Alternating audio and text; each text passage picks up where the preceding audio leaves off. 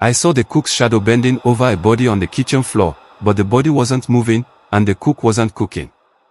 That is the part one can never forget. That is the part nobody believes. But let me start from the beginning. There was a small town in West Africa called Duma. It was not famous, but people passed through it all the time. Travelers came and left every day. Buses stopped there. Trucks stopped there. Because of that, food sellers lined the streets. In Duma, people said one thing. If you want a good meal, go to Mama Kulu's restaurant. Mama Kulu's place was always full. The food tasted too good. Too soft. Too rich. Too perfect. People joked that she used magic spices. But old folks whispered something else. No food is that good unless something is wrong. Most people laughed at that. But I did not laugh. Because I had seen something once, something I never told anyone. I worked as a night cleaner for the shops around the area. My job ended around midnight. By then, most places were closed. But Mama Kulu's restaurant was always open. Always. Even at 1 a.m., smoke drifted from her kitchen. Even at 2 a.m., you could hear pots banging. And the strange thing. No matter how late it was, you could never see who was cooking. Mama Kulu herself stayed at the front, smiling, greeting people, taking money. But the kitchen door stayed shut. One evening, around 12:45 a.m., I was passing behind the restaurant when I heard something. Crying. A low, slow crying sound. Not loud. Not sharp. Just broken. I froze. Then I heard Mama Kulu's voice from inside. She wasn't shouting. She wasn't angry. She sounded sad. She said, "Please. Stop fighting. You will make it worse." The crying got weaker. Then it stopped. I wanted to run, but something held me in place. Maybe fear. Maybe curiosity. Or maybe a sense that something truly evil was behind that wall. I didn't tell anyone. Who would believe me? I tried to forget. But the next day, something happened. A woman came to town crying that her son had gone missing. He had traveled through Duma the night before. The last place anyone saw him. Mama Kulu's restaurant. Before all this happened, my grandmother used to tell us stories. She said there were spirits called Wejogan, the eaters of life. They lived among people, looking normal, acting normal. But at night, they needed a part of a human to stay strong. Not flesh. Not blood. Just a part of the soul. Grandmother said the Ejogan did not kill openly. They did not fight. They did not chase people in the bush. They made people come to them, willingly. Like customers. And the Ejogan used food. Food was easy. Food was normal. Food was safe. But every bowl carried a piece of someone else's pain. Grandmother always warned. Never eat food you cannot smell cooking with your own eyes watching. As children, we laughed at her. But the older she got, the more serious she became. When she died, she left a final note on a torn paper. Stop eating at that restaurant. We didn't understand it then. We understand now. After the missing boy, 2 more people vanished in the next month. A taxi driver. A teenage girl. Both were last seen near Mama Kulu's place. People whispered. People avoided the place for 1 week. Then the government sent officers to check the restaurant. They found nothing. Nobody. No blood. No signs of evil. Everything looked clean. Too clean. After that, people returned. Food still tasted good. Life went on. But I could not rest. Something inside me said, "Go back and find out." It felt stupid. Dangerous. But the crying sound still lived in my head. So one night, I went back. This time, I hid behind a pile of crates near the kitchen window. At 2:15 a.m., the back door opened. Mama Kulu stepped out. But she didn't look like herself. Her eyes were too dark. Her shadow stretched too long. And her smile did not look human. Behind her came a man I had never seen before. He wore a long cooking apron stained with something dark. He held a large sack. The sack was moving. My heart almost jumped out of my body. They dragged the sack inside. That was when I heard it again. Crying. And this time, I knew it was not from a grown man. It was a child. I forced myself to look through the small crack in the kitchen window. That is when I saw it. Inside the kitchen, the man opened the sack. A young boy rolled out, crying softly, hands tied. Mama Kulu knelt beside him. She did not look angry. She looked regretful. She stroked his head like a mother. Then she whispered, "We won't take all of it. Just enough. Just enough to keep the place open." The boy sobbed, shaking.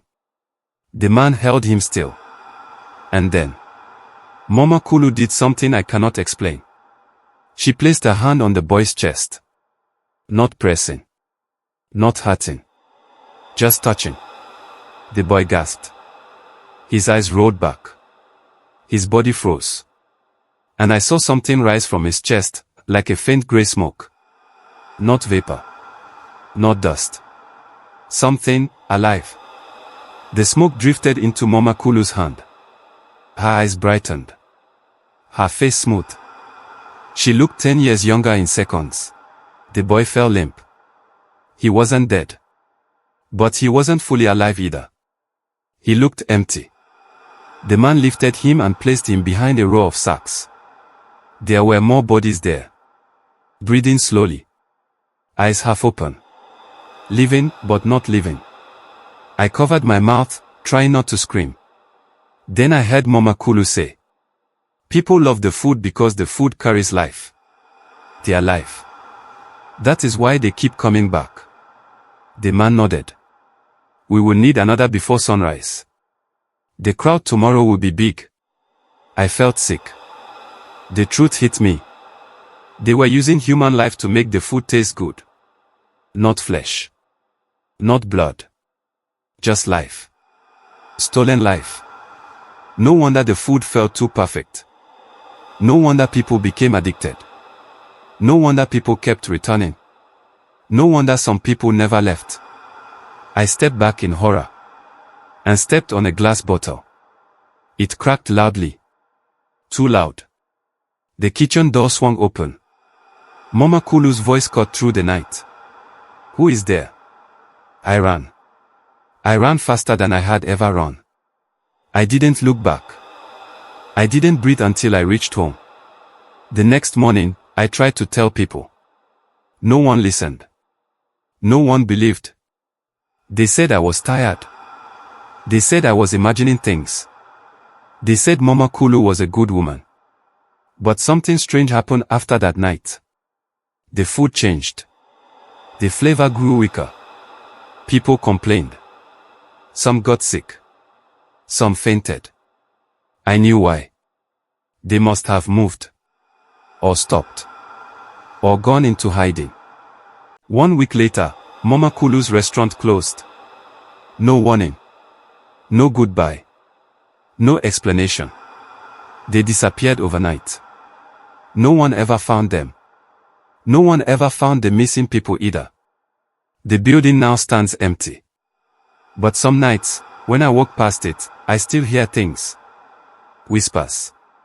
Soft crying. Something moving inside. 2 months later, a new restaurant opened in a town only 40 minutes away. A shiny place. Bright colors. Friendly workers. And the strangest thing. People say the food is unbelievable. Soft. Rich. Perfect. They say. It tastes like Mama Kulu's old food. When I heard that, my blood went cold. Because last week, a young blind boy from that town went missing. And someone told me they saw a woman who looked like Mama Kulu talking to him the day before.